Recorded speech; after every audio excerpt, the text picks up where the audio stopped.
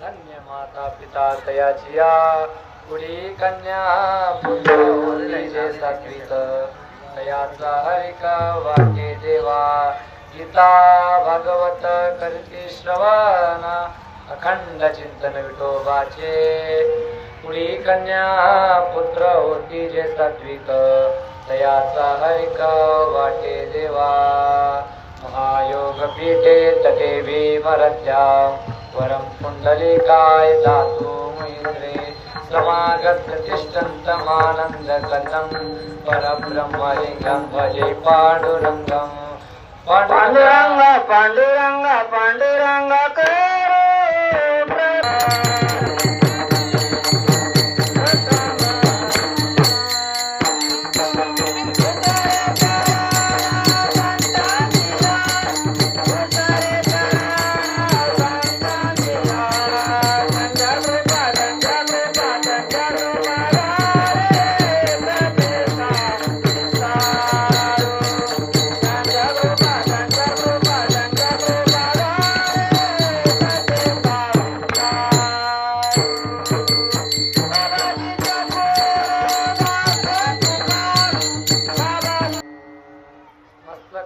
पायावरी या वारकरी संतांच्या प्रस्तुत प्राप्त प्रसंगी कीर्तन रूपी सेवेकरता घेतलेला अभंग देवमान्य संतमान्य वैराग्यमंत श्रीमंत आणि संत असणारे असे तुकोबराय आहे याचा हा 4 चरणाचा अभंग आपण कीर्तन रूपी सेवेकरता घेतलेला आहे. विठ्ठल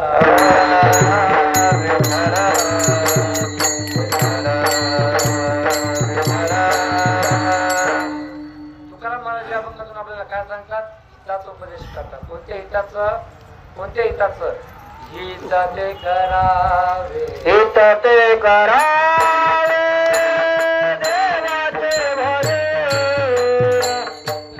हित ते करावे.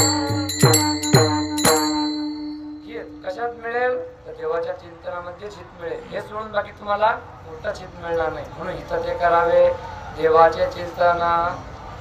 हे फक्त देवाच्या चिंतनानेच मिळेल. नाहीतर काही माणसांना वाटते की आपल्याला आता हित मिळेल नंतर मिळेल. कोणाला वाटतं आपण गाडी घेतली त्यात आपल्याला काय मिळालं? हित मिळालं. हित यात नाही, हित देवाच्या चिंतनामध्येच आहे. म्हणून अजून तुकोबराय म्हणतात सुख, हित आणि सुख याच्यामध्ये 2 प्रकार आहेत. हित म्हणजे जे आपण घेतलं ते, सुख म्हणजे जे आपल्याला मिळालं ते. सुख कशात आहे? तर देवाच्या चिंतनामध्ये. देवाच्या चिंतनामध्येच महाराज तुम्हाला सुख आहे. हे सोडून बाकी तुम्हाला कुठंच नाही. कोणाला वाटतं आता सुख मिळेल नंतर सुख मिळेल. सुखाच्या आशेचा जन्म व्हायला होते पण तरी सुख मिळत नाही. मग तुम्हाला सुख कुठं मिळेल? तर देवाच्या चिंतनामध्ये. याच्यामध्येच तुम्हाला सुख मिळेल. नाहीतर मग सगळा जन्म व्हायला होते पण तरी सुख मिळते का? नाही. सर्व सुखाची आशा जन्म गेला. याच्या सुख नाही महाराज, फक्त देवाच्या चिंतनामध्ये सुख आहे. हे सोडून बाकी आपल्याला कुठंच सुख मिळणार नाही. म्हणून काय सांगतात तुकोबराय? हित ते करावे देवाचे चिंतन. अभंगाचा प्रथम चरण. आपुलिया हिता जो असे जागता, आपुलिया हिता जो असे जागता.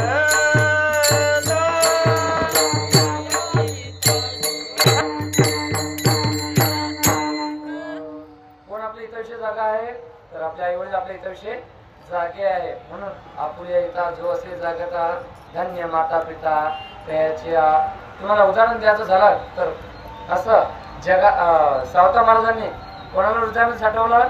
सावता सागर प्रेमाचे आगरण घेताला अवतार माडिया घरी. तुकोबरायचं खूप गोड वर्णन आहे. धन्य त्याची माता, धन्य त्याचा पिता, साखरेला दाता त्रैलोक्याचा.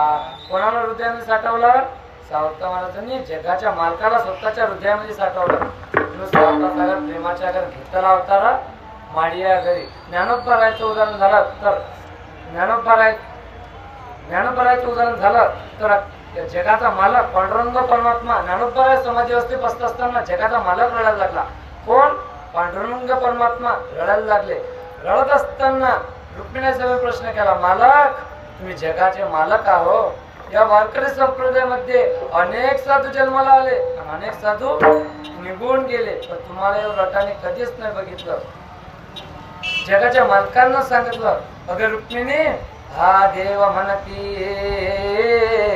रुक्मिणी हा एकच योगी देखिला नयनी ज्ञान अगं रुक्मिणी ज्ञानोपरायच्या जाण्या नाही रडत, तर ज्ञानोपरायचं काय गोड साधू ज्या मायबापाच्या पोटी जन्माला आला, धन्य धन्य जयाचे कुशी जन्मले. ज्या मायबापाच्या पोटी जन्माला आला त्याला जेवढे धन्यवाद त्याचे तेवढे कमीच आहे. म्हणून धन्य माता पिता दयाच्या. अशी किती उदाहरणं सांगायचे, अशी किती उदाहरणं सांगायचे. 14 फेब्रुवारी या दिवशी काय झालं बरं, काय झालं या दिवशी 14 फेब्रुवारी या दिवशी किती जेव्हा आपले शेत झाले 44 जेव्हा शेत झाले. पण बसणाऱ्या मंडळींनी कधी विचार केला का नाही. तर बसणाऱ्या मंडळींनी कधी विचार केला ना तर डोळ्यातून अश्रू वाहतील, पाणी गळेल का की ते आपल्या संरक्षणासाठी उभे आहेत. म्हणून 44 जेव्हा शेत झाले, पण त्यातले 15वे जेव्हा तर एवढे सुंदर होते, 15वे जेव्हा तर एवढे सुंदर होते की त्याचं लग्नच झालं नव्हतं. त्यातले काही जेव्हा तर असे होते त्याचं लग्न होऊन 1-2 महिने आणि 1-2 वर्ष जातात. त्यातले काही जेव्हा असे होते की ते 1-2 महिन्याची मुलं आणि 1-2 वर्षाची मुलं होते. ज्या दिवशी स्फोट झाला ना तर एक जेव्हा त्या दिवशी तिच्या आईशी फोनवर बोलत होता. तिच्या आईशी काय फोनवर बोलत असतात की आईने शब्द काढला की बाळा कधी येणार घरी. तर याने उत्तर दिलं की आई आता मी सुट्टी काढलेली आता घरी येणार.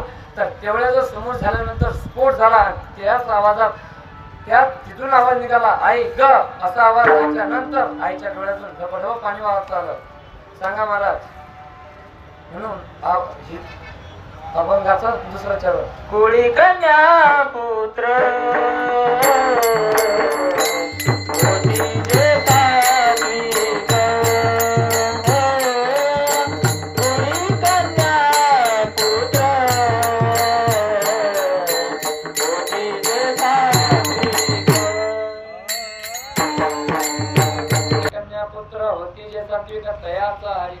वाटे देवा. कोणाचा हरिक देवाला वाटतो, कोणाचा हरिक वाटतो सात्विक मुलांचा. सात्विक म्हणजे कोणते, याच्यामध्ये 2 प्रकार आहे. एक काय सात्विक आणि एक आहे नास्तिक. पहिलं सात्विक सांगू. सात्विक म्हणजे कोणता, जे चांगले मुलं म्हणजे जे भजनात उभे राहतात, जे कीर्तनामध्ये उभे राहतात, जे आळंदीमध्ये शिकत आहेत, अशाच मुलाचा अशाचा हरिक देवाला सुद्धा वाटतो. अशाच मुलांचा हरिक देवाला सुद्धा वाटतो. आणि नास्तिक म्हटलं तर असा जे बाहेरच्या मार्गात जास्त आहे त्याला नास्तिक म्हटलं जाते. तर एक उदाहरण देतो ऐका. एका गावाला माझं कीर्तन होतं. एका गावाला माझं कीर्तन होतं. तर त्या गावाला मध्ये गेलो आणि एक म्हातारी माझ्या जवळ बसलेली होती की महाराज आज आमच्या घरी चहा घेण्यासाठी चला. मी गेलो तर त्या आजीच्या घरात बसलो. आजीला म्हटलं आजी तुम्ही काम तरी काय करता. आजी म्हणते मी शेतात काम करते. आणि तुमचे मिस्टर काय काम करतात. आजी म्हणते ते पण शेतात काम करतात. मी म्हणतो तुम्हाला मुली कोणी आहे का. आजी म्हणते आहेत ना 3च मुलं आहेत पण मुलगी नाहीच आहे. म्हटलं बरं बरं बरं मुलं तरी काय करतात. एक मुलगा मस्त चालू आहे, एक इंजिनियर आहे. मी म्हणतो दुसरा मुलगा डॉक्टर आहे. मी म्हणतो वा इथं आनंदाची बातमी आहे. मग मी म्हणतो तिसरा मुलगा तरी काय करते. त्याचं नाव नका घेऊ म्हणते.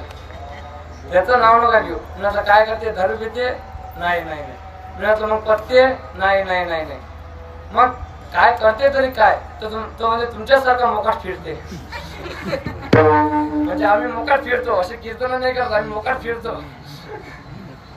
म्हणून अशाचा हरिक देवाला वाटतो काय नाही. जे सात्विक मुलं आहे त्याचा हरिक देवाला सुद्धा वाटतो.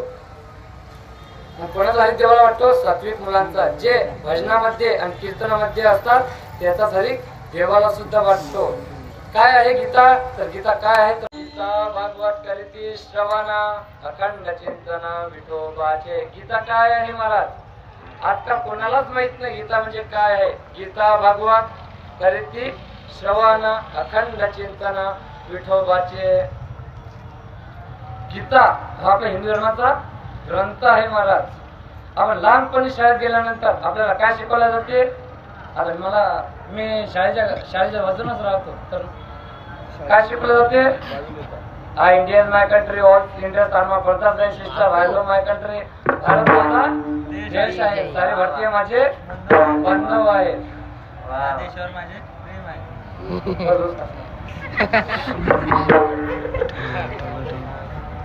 म्हणून गीता काय आहे महाराज? आपल्या हिंदू धर्माचा ग्रंथ आहे. ज्ञानेश्वरी काय आहे? विठ्ठल विठ्ठल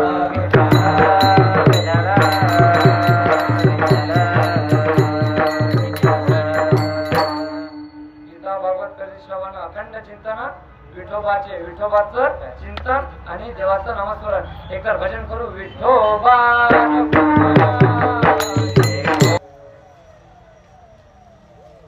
आयु शेवटच्या जन्मात काय? ब्राह्मणे माझं घडू त्यांची सेवा, तरी माझ्या देवा पार नाही. कोणाची सेवा आपल्या हातून घडली पाहिजे? तर त्याच्यामध्ये 3 प्रकार आहेत. तर कोणते आहेत? तर पहिले तर आपल्या आई वडिलांची आपल्या हातून सेवा घडली पाहिजे. त्याच्यामध्ये दुसरा प्रकार तर कोणाची, जे आपल्याला शिकवतात गुरुजींची, त्यांची सेवा आपल्या हातानं घडली पाहिजे. आणि तिसरी तर कोणती? देव आणि संत यांची सेवा आपल्या हातून घडली पाहिजे. विठ्ठल विठ्ठल विठ्ठल.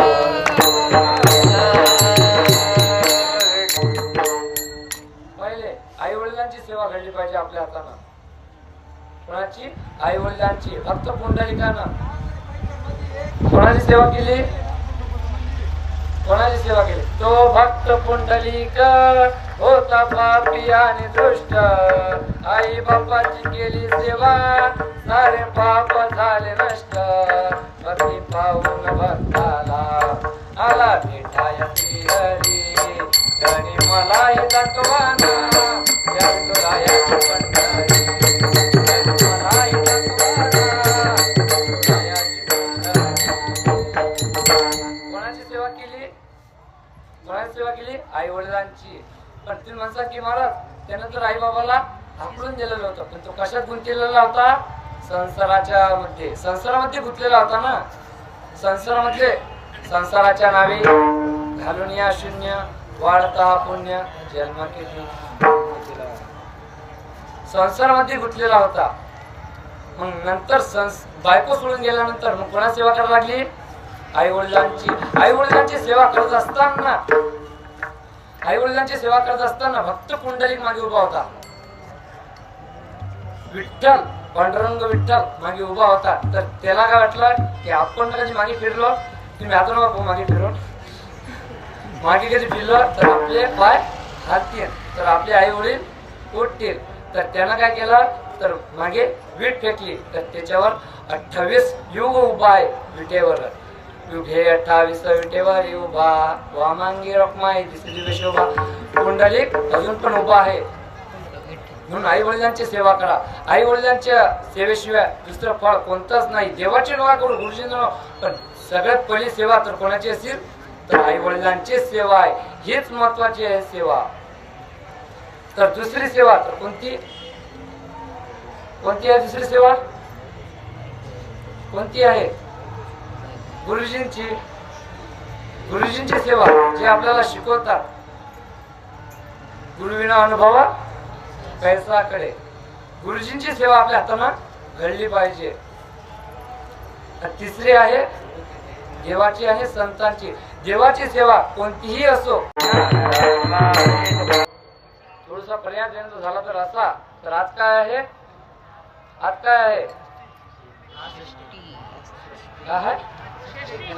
षष्ठी.